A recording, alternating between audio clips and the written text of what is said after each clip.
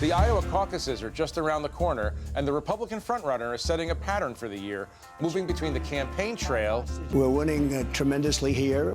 And the courthouse. I don't know that we're going to get a fair ruling. This is a sham. As Trump manages a flood of personal legal challenges, the current president is dealing with the rest of the world, struggling to thwart Iran's ambitions and Russia's and China's as well. Everything we've done, diplomatically and militarily, has been designed to keep the tensions down. Next. This is Washington Week with The Atlantic. Corporate funding provided by Consumer Cellular, this is Sam. How may I help you? This is a pocket dial. Well, somebody's pocket. Thought I'd let you know that with Consumer Cellular, you get nationwide coverage with no contract. That's kind of our thing. have a nice day. Additional funding is provided by Koo and Patricia Ewan through the Ewan Foundation, committed to bridging cultural differences in our communities. Sandra and Carl DeLay Magnuson, Rose Herschel and Andy Shreves, Robert and Susan Rosenbaum, the Corporation for Public Broadcasting, and by contributions to your PBS station from viewers like you. Thank you. Once again from Washington, Editor-in-Chief of The Atlantic and moderator, Jeffrey Goldberg. Good evening and welcome to Washington Week. We're going to range far and wide tonight, from courtrooms in D.C. and New York to Iowa caucus halls and rebel camps in Yemen. Joining me to make sense of the world, Josh Gerstein is the senior legal affairs reporter at Politico. Steve Inskeep is the host of NPR's Morning Edition and the author of Differ We Must: How Lincoln Succeeded in a Divided America. Nikole Killion is the congressional correspondent for CBS News. And my colleague Adrienne LaFrance, our highly esteemed executive editor at The Atlantic. Highly esteemed. That's in lieu of a raise, right? Thank you all for being here. There's a lot going on, from Iowa to the Houthis. The stories have not commingled yet, but who knows what can happen. I want to start with the strikes in Yemen.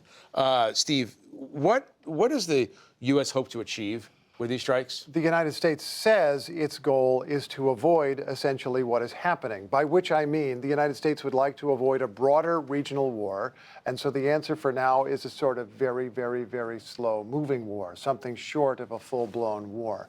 There are a couple of illuminating interviews on NPR this morning. My colleague Leila Fadel spoke with the military spokesperson, General Pat Ryder, who talked this through, said the idea was to deter the Houthi rebels from continuing to fire on merchant shipping in the Houthis don't seem very deterrable. They don't seem very deterred. They're not really up interested to now. in deterrence. And so Ryder had to add something else and say, if that doesn't work, at least we are degrading their capability with these dozens of strikes across the region. Okay. There's another perspective, though. Gerald Fierstein, who is a former U.S. ambassador to Yemen, who's been thinking about this situation, argues that the Houthis are gaining something from being attacked by the United States, from confronting the United States. They get to stand on the world stage. They get to say they're standing up for Palestinians. And we'll just remind people that is what this is connected to, is the Israel-Hamas war. They also get to say they're standing up to the United States. They get a benefit from this. The goal of the United States, which Fierstein is skeptical about at the moment, is to change the cost calculus for the Houthis to get them to slow this down and avoid something bigger than what we've seen so far. Right. So, Adrienne, so President Biden said today that this is not a proxy war with Iran. But the Houthis are sponsored by Iran. Hezbollah in Lebanon is sponsored by Iran. Various Iraqi factions, Shia factions, are sponsored by Iran. Hamas, of course, is a close ally of Iran. So it really does seem like Iran knows that this is a proxy war. I mean, why is Joe Biden downplaying the idea that Iran is actually the center of this? Well, I think, in general, we can't count on presidents to tell the American public the truth all the time. Whoa, hardcore. Well, went hardcore right away. Call it like it is. And not only that, but it's in his interest to, try to balance escalation versus at least the perception of containment. I mean, and so the question, I think, which Steve has alluded to, is this now slow creeping war that we've anticipated since October 7th, frankly, including the Iranian involvement. And so the question that I have right now, and actually would be curious what you think about this, is what does containment look like, and is it containable? Are you asking me I a actually question? am asking you now. Go ahead. I will answer your Thank you. question. It's very hard to contain people who don't want to be contained. I think Steve makes an excellent point that the Houthis are, unless you actually truly degrade their capabilities, what you're doing is saying the greatest superpower on the planet is now our enemy. And you saw their speeches today. They don't. It doesn't seem like this will be the last strike. If the goal is containment without escalation, is kind of a hard thing to pull with off. that said, we've talked about this on the program before. Nations act out of their interests, what they see as their interests. The United States doesn't see an interest in a wider war if they can get away without it. It is reasonable to ask how the Houthis see their interests. What is in it for them? They're not purely going to do what Iran tells them to do. They clearly like this role, but they may conclude that something is going too far. In the same way that the Iranians, frankly, while they've pushed all these buttons and pulled all these levers through the region, seem to be aware of the fact that there is a line they should not cross. I would note two things. One is that Hamas didn't necessarily tell. Intelligence is suggesting that Hamas didn't tell Iran that it was going to launch its attack on October 7th. The Iranians are like, okay, guys, you do your thing. And the other thing that we're hearing is that the Houthis are considered by the Iranians to be semi-unmanageable. Obviously, Iran supplies them with weapons, but they're not necessarily responsive to the overarching Iranian anti-American revolt strategy. Against their own government because they like to do what people tell them to do. Right, exactly. Nikole, I want to ask you this. I mean, this is now noticeable on Capitol Hill. It's noticeable in Washington whenever members of the opposite party agree, let's say in this case, the House and Senate Republican leadership agreeing with Joe Biden that these strikes were necessary. Can you give us, just on your own reporting, was this a source of any contention within the Republican caucuses on the Hill? And I'm wondering how this develops, how long before the Speaker and Mitch McConnell, the Senate Minority Leader, before they start criticizing Joe Biden's response in some way? Yeah, well, I mean, I think by and large we saw Congress come out pretty unequivocally in support of these strikes. I mean, certainly there were some progressives who felt, oh, well, the White House should have sought congressional authorization. But to your point, yes, we saw the Speaker, Leader McConnell, come out very strongly in support, welcoming these strikes, also saying that they believe this indicates a true shift, in the words of Speaker Johnson, an enduring shift, in the words of Leader McConnell, in the Biden administration's approach to Iran. But again, we heard the White House and the president make clear again today that Iran does not want a war with us. They don't want to get involved in any kind of proxy war with Iran. But certainly, at least for once, it appears that everyone appears to be on the same side. I think what I'm watching on the Hill, more specifically, is whether or not this moves the needle with respect to the national security supplemental, because once again, this kind of renews the focus on all of these conflicts that are happening overseas, whether it's Israel and Hamas. We have the elections in Taiwan this weekend. Of course, the issue of Ukraine still remains unresolved. So does this push lawmakers any closer to trying to reach a deal on the border so that they can fund some of these foreign priorities? And that is still an open question. So this is actually fascinating, because you have a situation in which the Speaker and the Senate Minority Leader might soon be arguing for more strikes on Iranian targets, Houthi targets, et cetera, right? But they also seem pretty uninterested in providing the Biden administration, the executive branch, with the tools and the money necessary to actually lead the kind of robust attacks. Josh, I'm curious. You've been watching Washington for a long time. What are the chances that this gets caught up very quickly back into partisan bickering in a way that limits the Pentagon's ability to do what many Republicans want them to do? Well, I think there's a good chance of that, especially around the funding issues that we've already seen play out, with the question of whether we're going to see money sent for Israel, whether we're not going to see money sent for Israel, whether it's linked to every other Republican priority or not. But on the other hand, the president still, in our system, has a huge amount of discretion. As you know, the Pentagon budget is pretty big, and he can almost always find a way to come up with some money, as we've seen in the Ukraine situation happen again and again and again. When Congress was slow, suddenly the administration finds a pot of money sitting around that they can tap for it. So I don't think there'll be an acute showdown anytime soon, but I wouldn't be at all surprised as we see budget measures move along in the course of the next year to see these kinds of stresses play out. And I also I picture President Zelensky on the sidelines waving his arms saying, over here. What about me? Remember this one. You know, I mean, you talk about the Taiwan election, the Ukraine war is intensifying in some ways. It seems like by the way, it seems like a tough time for the defense secretary to disappear for a week. And I want to ask you this question, Josh, and Nikole, I want you to come in on this. So it was a very strange week in Washington. It was a week in which we found, among other things, Hunter Biden and Marjorie Taylor Greene in the same room, at least for a few minutes. So that's, but maybe the strangest thing, at least to me, about this past week, the revelations that the Secretary of Defense was in the hospital for a week or for several days before before his immediate boss, the President of the United States, even knew about it. And I'm wondering, please all jump in this because everybody's been talking about this. Is Lloyd Austin's credibility so damaged now that he'll find it hard to be an effective Secretary of Defense? Or are people going to say, you know what, he's dealing with prostate cancer, give him some space, give him some room to deal with this? I mean, I think it is going to be difficult for him because people are really questioning his judgment in connection with this episode. Obviously, that kind of a diagnosis can be traumatic for anyone, but we've seen this happen with presidents, with vice presidents, with other figures.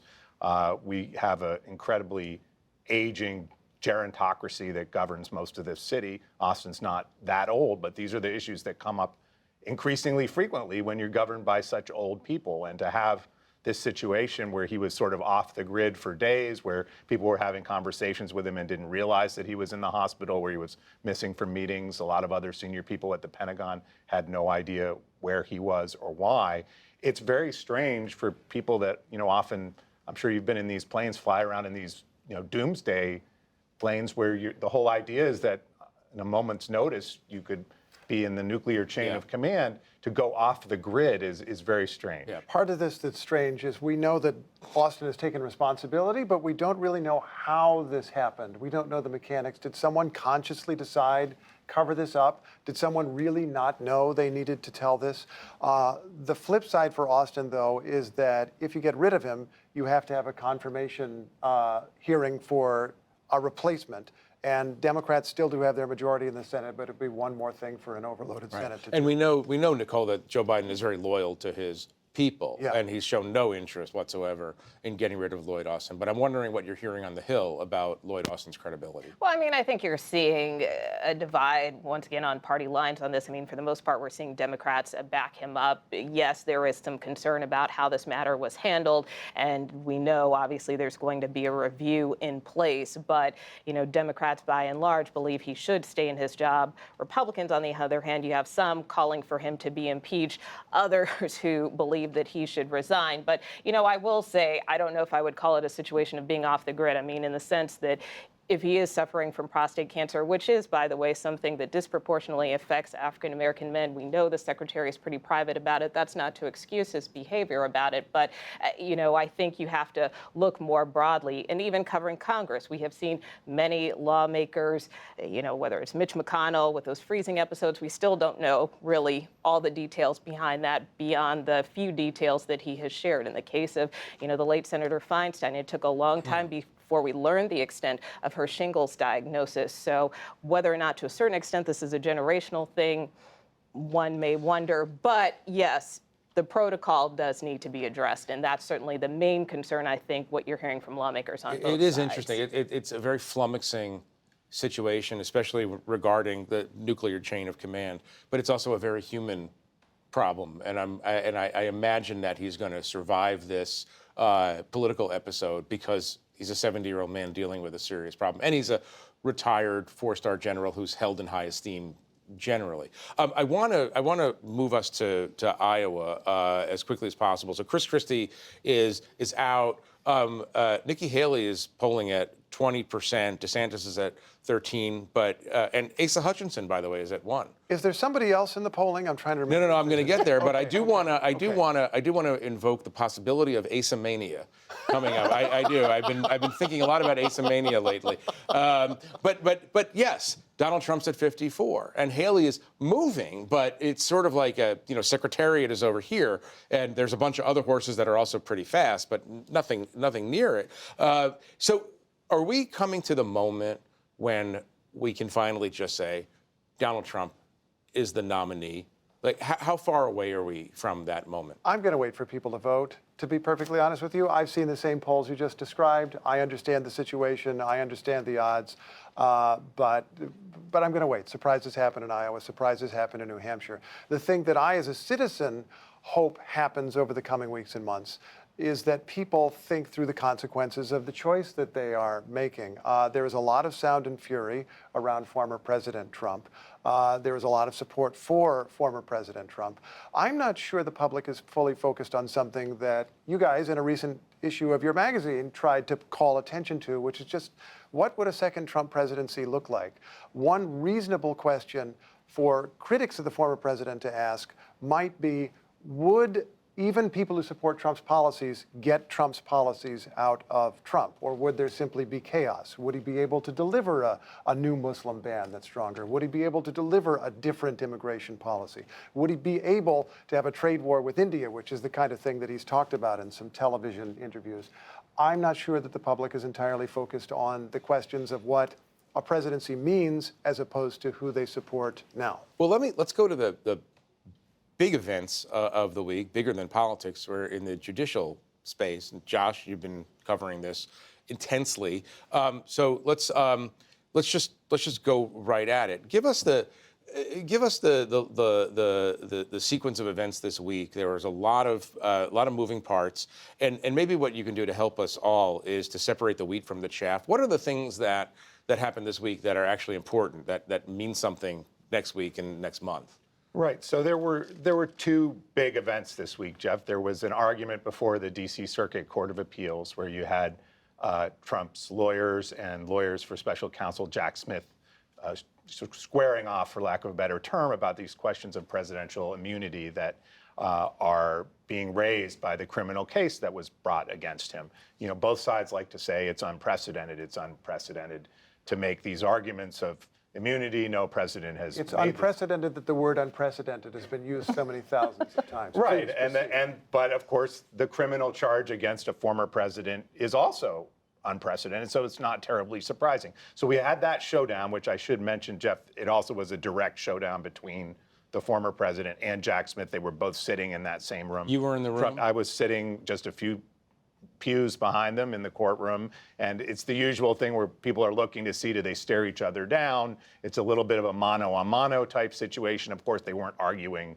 the case. Were they staring each other down? I didn't see it at this hearing, but Trump sweeps in with his entourage. Smith came in earlier with an even larger entourage. So with Trump, that's always a question of what's going on with the dynamics in the room, and he didn't need to be there. So he's coming for a reason. So that was one showdown that took place early in the week, and I think Trump will probably lose at least that round. And then later in the week, you had up in New York the final arguments in this case that's been brought there by the Attorney General, Letitia James, a Democrat who's essentially trying to confiscate or badly cripple Trump's business empire on the ground that it was basically built through pervasive... On the ground that there is no business empire. Right, or it was built through pervasive fraud, all kinds of chicanery over years and years and years, and it's in front of a very colorful judge, and you had these final arguments. Trump was told he could only participate in the final arguments if he followed specific rules. He said he wasn't going to participate, and then he went ahead and participated and got yelled at by the judge.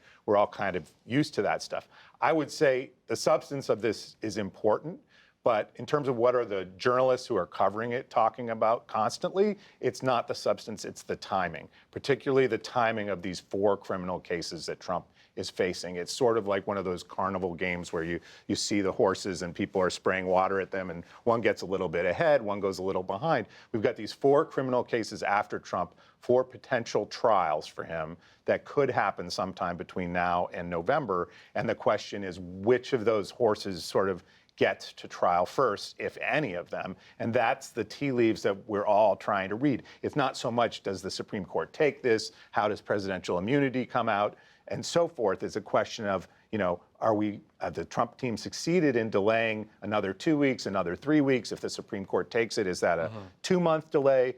Because the sense is that, we have trial dates in some of these cases in March. In the Florida classified documents case, you have it in May. And there's a general sense that if Trump is the nominee, if that's the consensus and that's what happens, the likelihood that you'd see a trial that would start or continue past midsummer becomes sort of hard to conceive of happening. Right. So that's the main thing. The other key point I would make that I think a lot of people are following here that are covering this is that Trump has managed to actually make these events part of his campaign. This is the campaign. Yes, there were a big round of stories about how this is a distraction from his campaign and he's going to be diverted from the campaign trail. And of course, to some extent, that's true. But he has made lemonade out of these lemons. He has these press avails up in New York, right in the hallway outside where that civil case is taking place. After the hearing here in D.C., he can't have TV not be without a soundbite or radio not be without a soundbite. So he went over to the hotel he used to own here and had a press conference to talk about the argument he had just attended. Right. So he does Which that. Are being carried live in some cases. Yeah, carried live. And then he blasts his people with emails and fundraising pitches saying, I am being persecuted, playing the martyr and asking for money. So it is not a diversion from the campaign. As you say, right. It is the Republican presidential campaign. Nikole, what are the chances that we see a conviction in one of these cases in a short time period, a reasonably short time period? Well, You're covering the Fani Willis, you're covering the Atlanta side of it. Yeah, and that's one where a trial date has been proposed in August, but, we're just learning this week there are some allegations that the district attorney may have been involved in a proper relationship with the special prosecutor. In that case, we're waiting for the district attorney to give a more formal response there, but that in and of itself could potentially delay those proceedings. And we have seen many of those defendants try in every way possible to get that particular case squashed. So I really think it's a jump ball because, again, to the point of all of these different trains moving on different tracks, I think it's really hard to predict the timetable and beyond that, what will happen in each of these individual cases. Adrienne, I have an impossible question for you, which often happens. Would a conviction affect Trump's popularity with his base? I don't think so. I lean toward probably not so much. I mean, Steve, I think Steve is right that we should wait for people to vote, and speculating is dangerous and polling is largely broken. So who knows? It is an impossible question. That said, we have lots of evidence to suggest that it wouldn't necessarily make a big difference, and to your point, actually may really help because he campaigns off of it and aggravates and sort of galvanizes his base around this. But if you just think about it in the simplest terms, you had tens of millions of Americans vote for him after the Access Hollywood tape, which at the time, as people remember, seemed like it would be a huge turning point to many people. He was president for 4 years. People experienced that. They saw the choices he made. You had even more people. 71 million Americans turned out to vote for him. And we see that people are really devoted to him and his base is really, really solid. So, yeah. Steve, is there anything that the man could do that would surprise or shock his followers? He could shoot someone on Fifth Avenue. I think that's the thing. I got to write that down. Yeah. What is that? That's one of the truest things he's ever said. It's true, and the whole thing is about the shock. And he has made this campaign about the system that is attacking him, about the system that is prosecuting him, and it lands with some voters, I think, because we have a national habit, but Trump engages in it, of assuming the worst motivations of other people. So the idea that Jack Smith could be an employee of the federal government at the time there's a Democratic president, but acting independently, which is what Jack Smith would say, what the Biden administration would say, a lot of voters just consider that fundamentally impossible. Right. They presume that everyone acts out of partisan. And I think that's why, too, that you're seeing President Biden in particular really try to take President Trump on by name, which is something he didn't really do in 2020, tried to keep his distance and let Trump be Trump and, do his own thing. But this time around, he is really trying to take the fight directly to the former president. Right. Nikole, I have one final question for you in the just minute that we have left. Mike Johnson, Speaker of the House, the 93rd Speaker of the House we've had this year, it seems. He's already in trouble with the same people who created so much trouble for Kevin McCarthy.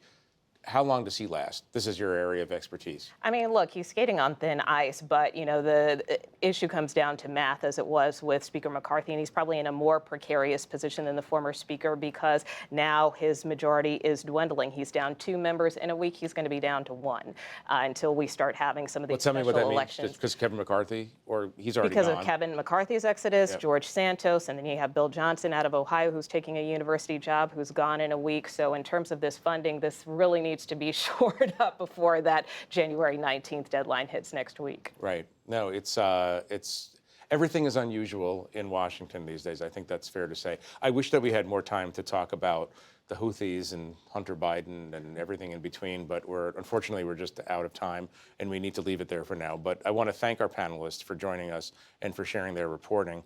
I'm Jeffrey Goldberg. Good night from Washington. Corporate funding for Washington Week with The Atlantic is provided by Consumer Cellular.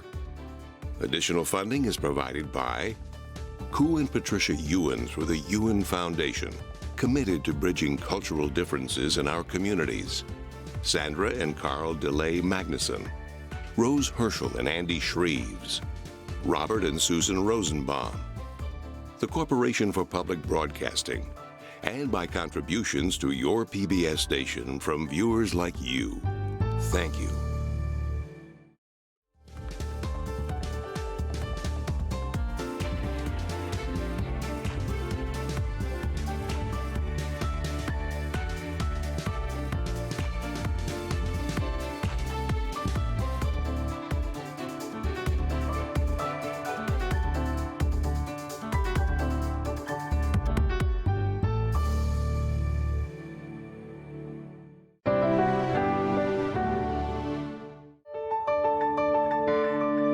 You're watching PBS.